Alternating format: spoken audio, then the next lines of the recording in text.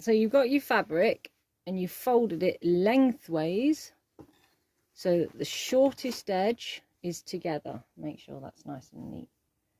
There. Together.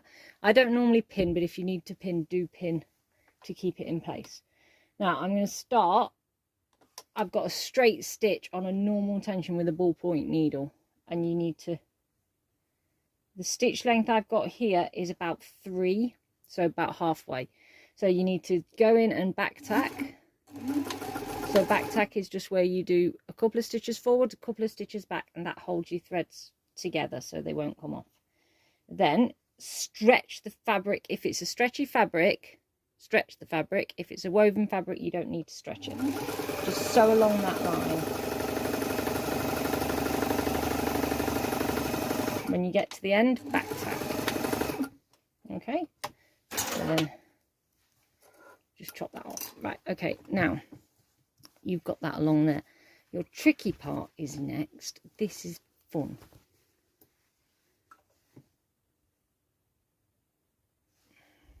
Right sides together. Okay, so you've done this, you've sewn that seam. Now what you're going to do is you need to make a seam that looks like that, but on the inside. So if you roll your fingers right side together this way. So if you roll your fingers inside, so the right side's on the outside, join that up there, and then you want to grab it together. Now this looks tricky, but honestly, once you've done it a couple of times, you'll find it really easy.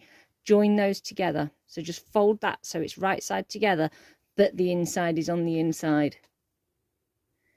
It does sound weird, but watch why. Okay, so now you're going to end up, your seams are together, but look, you're going to end up folding it, pulling it through at the end. So I want you to start a little bit away from the seam here, so that you're going over that seam. So put that under you. I'll start that way. Actually, it's easier that way. Right, okay. So you're getting that, and you're putting that under you. So you're going to be about 4 centimeters away from your center seam. It doesn't really matter. It just means that you're encasing that center seam when you're sewing. So back tack. I don't know if you can actually, I'm going to come a bit forward a bit because I'm not sure you can see the sewing. There we go.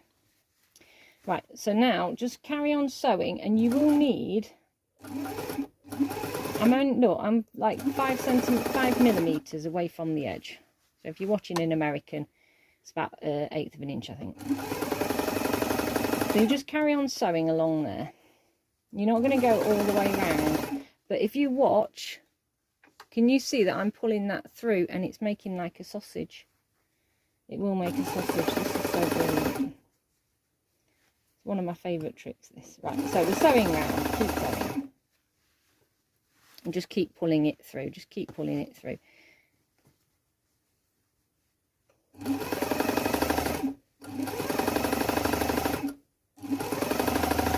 It doesn't really have to be precise anyway.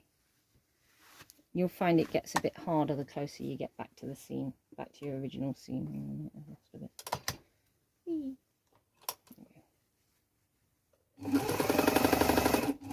I'm not even bothering stretching on this because I'm elasticating.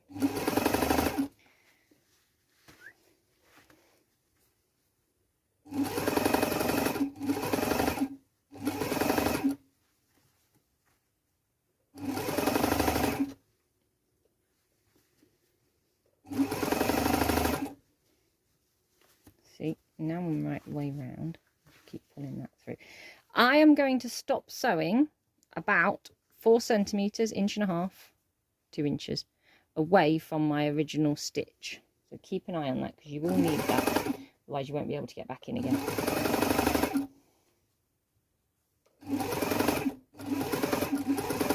So I'm going to stop sewing here. I'm going to back tack. Okay. So I now have, this, I might go back a little bit so you can see what I'm going to do. So here I have a tube, but it's inside out. my inside is inside. So I'm going to fold it like this, and all I'm going to do is just pull the fabric, hold it there, pull it, pull it, pull it, pull it. Ta-da!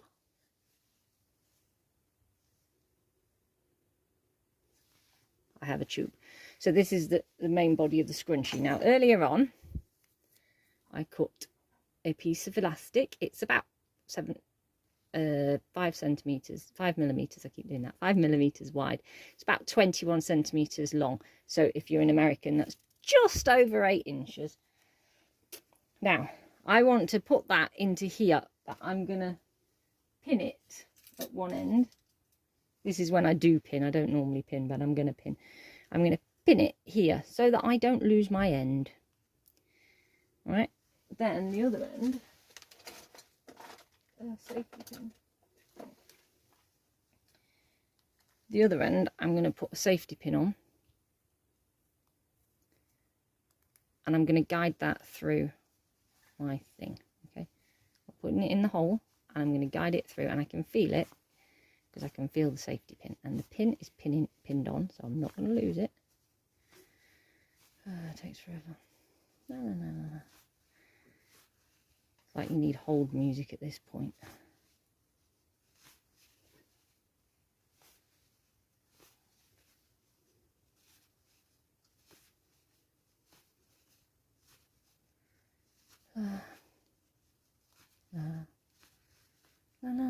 Ooh, right, back to the beginning there, am I? Yep. Okay, so we're back to the beginning. Okay, so then I'm going to pull that out. Just pull it straight. Now I've got my bit that I pinned on before. So I want to unpin that, but not let go. I'm not going to let go of that end. That end is staying with me. Okay, so now if it gets crooked inside, it doesn't matter. So you're going to do that. Then you've got it. You can sew that bit. I know it looks a bit weird going, oh, I'm going to sew that. It's going to be hard, but you can, I promise. Right. If you're worried about it, you pin it. I'll show you. Actually, I will. I'll pin it so you can see what I'm doing. Then you can, if you don't want it to move while you put it under the machine, just pin it. So I do a back tack across the middle. I don't know if you can see that.